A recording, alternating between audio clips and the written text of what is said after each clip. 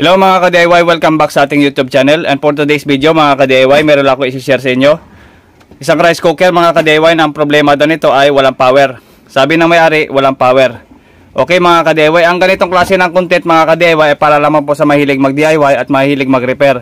Doon sa mga nakakaalam na sa pagre-repair, pwede nyo lang i-skip ang video ito mga ka-DIY dahil ang ganitong klase ng repair ay napakasimple lamang po. Yan. Okay? So sabi na may-ari, walang power, i-plug in muna natin dito sa ating AC. Then bigyan natin ng power. Yan.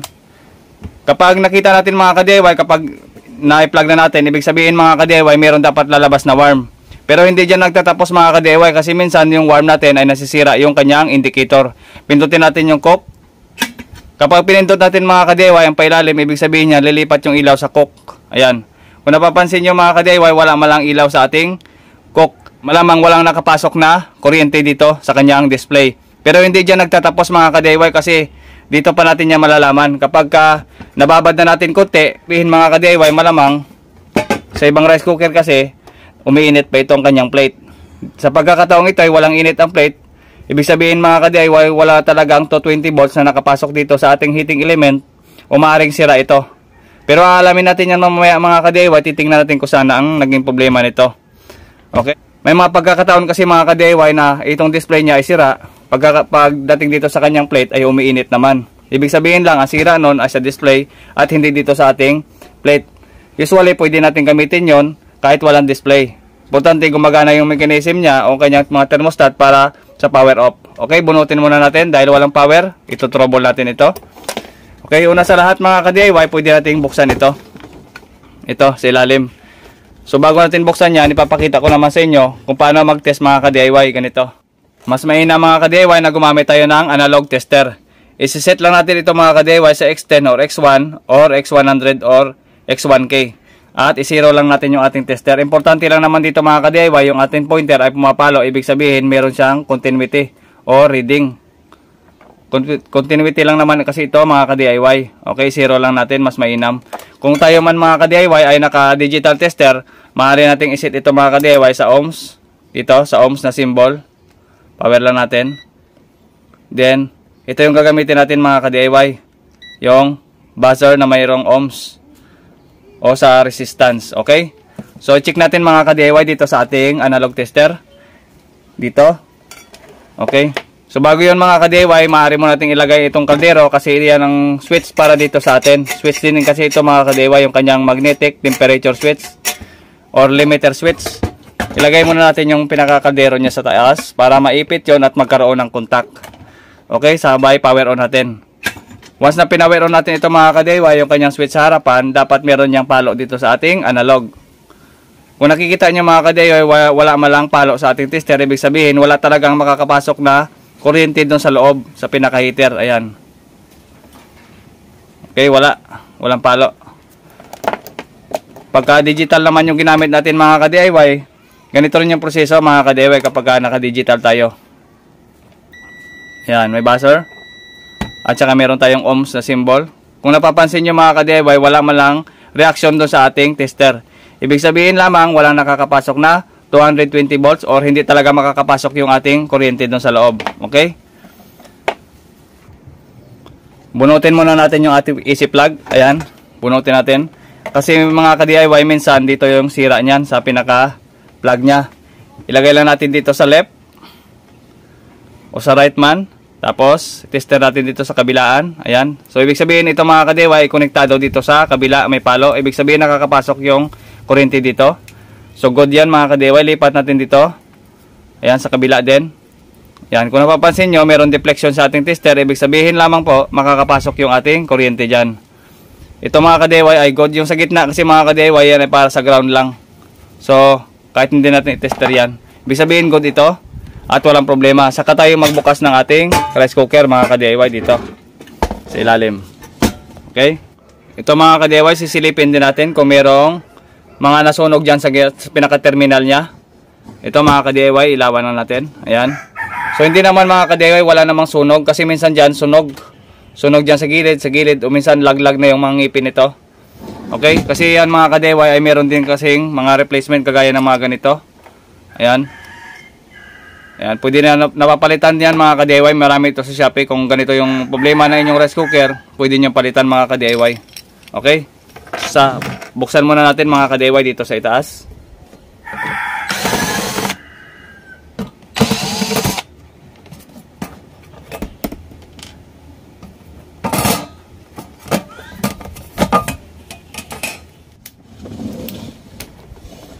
Okay, nabuksan na natin sa ilalim. Usually mga ka-DIY, kapag nabuksan na natin ito, ang una-una ko talaga i-check dito mga ka-DIY, ito, yung dalawang terminal na ito mga ka-DIY na kanyang heating element o yung kanyang filament mga ka-DIY. Ito yon. Nakikita nyo naman yan sa rice cooker, may dalawang paa. Yan o. Ito yun mga ka-DIY, yung bumubukol na yan, yan yung kanyang pinaka-heater o yung umiinit sa katawan ng rice cooker. Ito yon. Doon sa ilalim o yung pinakataas ng rice cooker natin, ito yon. Ito yung plate niya mga ka-DIY, yung pinaka-heater niyan, yung pinaka-heater talaga, yung bumubukol. Yan. Yung bumubukol na yan. Nakita nyo naman yan sa gilid. Ito. Ang pag-check nito mga ka-DIY, dapat ay may continuity ito sa tester. Itong dalawang paa niya. Yan yung terminal niya, yan yung pinaka-paa niya rin. Okay? Yung line 1 at saka line 2 ito. Okay, ganito lang mag-check na yan mga ka-DIY. Kailangan yan may palo sa tester. Saka tayo mag-proceed mga ka-DIY dito sa kanyang thermal fuse at saka dito sa contact. Pwede kasi yan mga ka-DIY dahil wala siyang power, pwede dito magmula yung no power dito sa kanyang contact point switch or nandito lamang mga ka-DIY sa kanyang thermal fuse. Okay, ito kasi bumibigay, ito naglo-lost contact. Ito mga ka-DIY ay nasisira yung kanyang heater. Okay? Pwedeng pagmulan din mga ka-DIY, pwede rin ito. Yung kanyang temperature control switch. Okay mga ka-DIY, una talaga i-check dito itong paa bago mag-proceed dun sa iba. Kasi kapag walang palo ito sa tester, maaaring hindi na natin ipagpatuloy ang repair kasi mahirap maghanap ng replacement ng heating element o kanyang filament mga ka-DIY. Okay? Check muna natin sa tester. Ganon pa rin mga ka-DIY, naka-extend pa rin ako. Dapat ito ay mayroong continuity or mayroong palo sa ating tester. Ayan. Okay? So check natin yung dalawang terminal dito. Left and right lang naman yan. Kahit magkabaliktad, okay lang. So yun mga ka-DIY, kung napapansin nyo, pumalo naman sa ating tester. Ibig sabihin, good ito mga ka-DIY o mataas ang chance na sa ibang parts ang nasira nito. At wala dito sa kanyang heater. Ayan. So good naman mga ka-DIY. At proceed na tayo dun sa pagmula ng no power. Ito yun mga ka-DIY, minsan yung anyang thermal fuse. Kasi sabi ng may-ari, nagpiprito siya dito sa rice cooker ito. Ginamit na daw sa pagpiprito. So ang rice cooker mga ka-DIY ay hindi talaga advisable sa paglaga at hindi rin advisable sa pagprito. Kasi nga yung kanyang thermal fuse mga ka-DIY ay nagre-range lamang sa 185 degrees Celsius.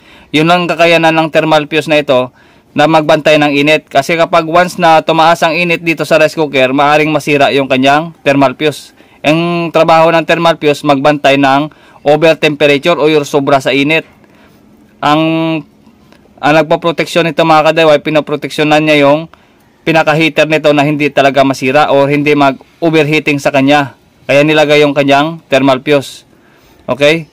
Ito naman mga ka-DIY ay switch lang naman ito doon sa kanyang power on, doon sa taas dito.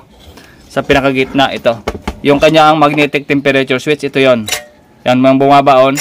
Nagsiswitch din kasi yan mga ka-DIY kapag nilagyan natin ng kaldero dito sa gitna. Dito.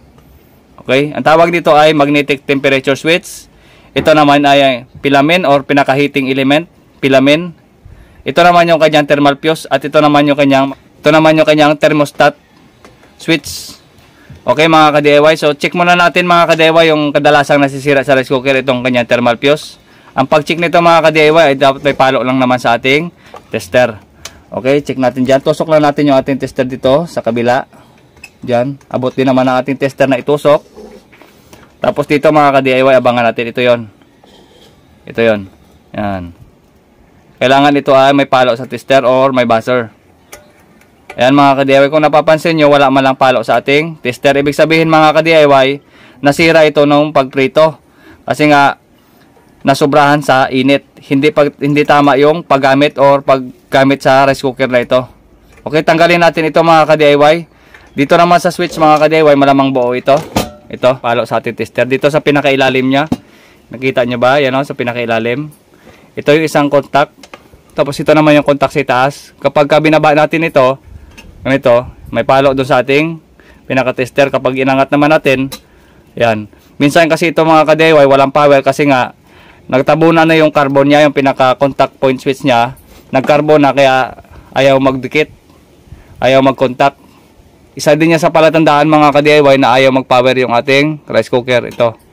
Yan. Kapag binaba natin may contact. Yan. Okay, kapag ganito walang contact, ibig sabihin walang power din yung ating rice cooker. Kailangan ganito, nagko-contact o naglalaro yung ating tester kapag dinikit natin dito. Okay? So, ibig sabihin po, ito mga ka-DIY, ito lang talaga yung sira, yung thermal fuse nya. Okay, tanggalin natin yan. Tatandaan nyo lang naman ito mga ka-DIY kung siya nakaposisyon, yung wire na hinugot natin kapag nagtanggal tayo nito. Okay, tanggalin natin yan.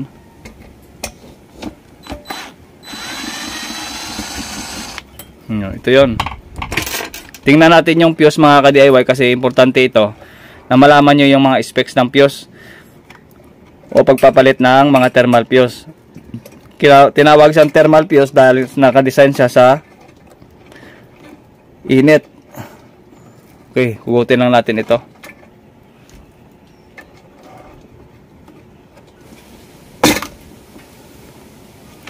Ito yun. Tingnan natin kung anong specs niya. Okay, kapag mag-comment sa atin na baka pwede magrekta nito or irerekta natin, so hindi advisable mga ka-DIY na irekta ito kasi once ka na magka-problema ang heater nito, baka masunugan kayo. So mas mainam na maghanap kayo ng ganito mga ka-DIY, nung kapares nito or pamalit talaga mismo sa ating ganito yung thermal fuse. So ang value nito mga ka-DIY, dito nakasulat naman yung value niyan o yung pinaka-specs niya. Yan, 250 volts. 250 volts AC yan. Sa ilalim naman nakasulat 10A. Ibig sabihin ng 10A, 10 ampere. Tapos yung kanyang maximum mga ka-DIY ay na-range lang sa 1,000, nasa 185 pala. 185 degrees Celsius. Ibig sabihin kapag lumagpas dito sa 185 Celsius yung kanyang init, maaaring bumigay ito, masira ito, or mag-open. Okay? So, kaya hindi advisable na irekta ito dahil malamang magka-diferensya doon sa inyong mga circuit mga ka-DIY, magka-diferensya dito sa ating rice cooker o maaaring masunog o maaaring magkaroon pa ng problema. Kaya mas mainam na hanapan nyo ng ganito, spare parts. Kagaya nito mga ka-DIY. Ito yung mga spare natin mga ka-DIY sa thermal fuse. Ito na. Ito yung spare natin sa thermal fuse para sa mga rice cooker. Kuha lang tayo ng isa dyan. Yung specs naman na ipapalit natin mga ka-DIY, halimbawa ganito. Yan. 10A din siya. Ito. 10A, ibig sabihin 10 ampere, 250 volts. Tapos 185 degrees Celsius. Tamang-tama lang yung ating pangpalit dun sa dito sa mga nasira na ito. Yun mga ka-DIY. Parehas din yung specs nila. Kapag ang pinalit natin ay 10 ampere or 15 ampere, okay din naman. Importante meron siyang thermal fuse. Kapag 10A, ipapalit natin ang 15A, okay lang. Kung 185 degrees Celsius, tapos ipapalit natin ay 200, mas okay din mga ka-DIY, wala din problema. Importante, nalalagyan natin ng thermal fuse para safety tayo. Okay, so tester muna natin mga ka-DIY bago natin ilagay doon sa pinaka rice cooker natin. Okay mga ka-DIY, tester muna natin yung pampalit natin. Ito lang naman mga ka-DIY ay merong palo o merong continuity sa ating multi-tester. Ayan, kung napapansin nyo, okay naman. At good naman siya, may palo naman. Itong luma mga ka-DIY, ito yung ating hinugot doon sa rice cooker. Kung napapansin nyo, wala malang palo sa ating tester. Ibig sabihin lamang ito ay na-open. Okay, lilipat lang natin kasi may terminal naman dito sa itaas. Puputulin na lang natin to kasi lilipat natin doon sa kabila. Dito. Putol lang natin. Okay, ganito lang ginawa ko mga ka-DIY. Pinutol ko yung luma. Kasi meron siyang terminal mga ka-DIY para doon sa AC. Ganito. Ayan. So, ganito lang mga ka-DIY, oh. Yun. Okay. So, ilalagay na natin. Ganito lang, ibuhol nyo lang. At huwag nyong gagamitan ng panghinang. Ito, huwag nyong isa-solder mga ka-DIY. Ibuhol nyo lang talagang ganito. Yung maganda lang yung pagkakapit. Okay na yan. Kasi hindi naman talaga advisable yung panghinang dito. Ayan. Dapat ay ano lang mga ka-DIY, nakaano lang siya. Nakabuhol lang talaga. Ganito. Yan. Pasok na lang natin yung isang insulator. Tapos ilalagay na natin doon. Okay? Okay. Pasok lang natin doon sa pinaka AC terminal. Yan. Tapos ito, i-bend lang natin ng maayos. Yan. Kasi sa iba mga ka-DIY ay nakarekta ito. So hindi talaga pwede irekta. Pwede man natin irekta ito mga ka-DIY pero pangsamantala lang. Dapat ay palitan talaga natin. Maghanap na lang kayo sa mga electronic shop or magtanong-tanong kayo dyan sa malapit sa inyo kung saan nakakabili ng mga ganito mga ka-DIY, yung ating thermal fuse. Ayan. Higpitan lang natin. Tamang higpit lang. Ayan. Okay. Tapos itesting na natin mga ka-DIY. Tingnan natin kung magkakaroon ito ng power. Ganito lang muna. Nakabukas lang muna siya. Then ipatong natin yung pinaka kaldero niya. Ayan. Tapos ilalagay natin yung AC outlet natin dito. Tapos itester muna natin. Okay. Kuha tayo ng ating digital tester. Unahin muna natin itong digital tester natin. Tingnan natin kung may continuity. Dito tayo sa may buzzer. Buzzer mode. Ayan. Ayan. Okay. Continuity tayo. Ayan. Power on natin yung ating switch. Tapos dito tayo sa terminal. Wala man siyang buzzer mga ka-DIY, pero meron siyang reading 113 ohms. So pasok yan mga ka-DIY, okay yan sa ating digital tester. Wala siyang buzzer pero meron siyang reading. Okay? So yun. Yan.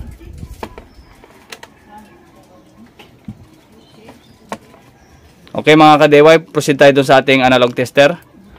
Dito. Yan. Okay, kuha muna tayo ng ating analog tester. Ito. At saka tester natin yung pinaka-terminal, AC terminal niya. Kung napapansin nyo mga ka-DIY, yung ni-reading natin sa heater kanina, ito yung lumabas kanina mga ka-DIY sa ating analog. Ilalagay natin dito. Yan, kabilaan lang. Dito. Ito, kung napapansin nyo, ito yung pinaka-read natin do sa heater, na-reading natin sa heater. So, ito na rin yun mga ka-DIY, yung lalabas sa ating terminal kapag ni-reading natin. Off natin.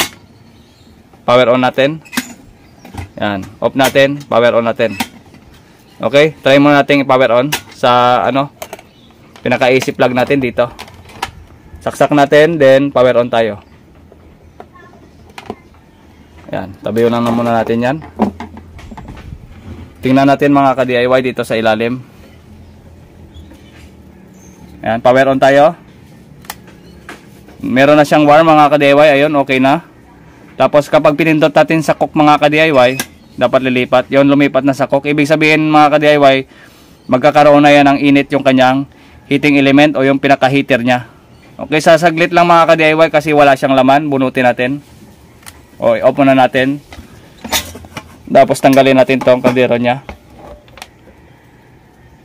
Ayan, medyo maligam-gam na siya. Ibig sabihin mga ka-DIY ay okay na ito. Sasaglit lang mga ka-DIY, nagkaroon na siya ng maligamgam. Ibig sabihin, tuloy-tuloy na yung init nito. Ayan, ganun lang mga ka-DIY. Okay na ito, uminit na siya ng konti. Oh. Ayan, naramdaman ko na yung kanyang init. Okay, takpan muna natin ito. Tapos, mag-final test tayo mamaya mga ka-DIY. Tapos ilalagay ito yung lahat ng screw. Tapos, testing ulit tayo mga ka-DIY.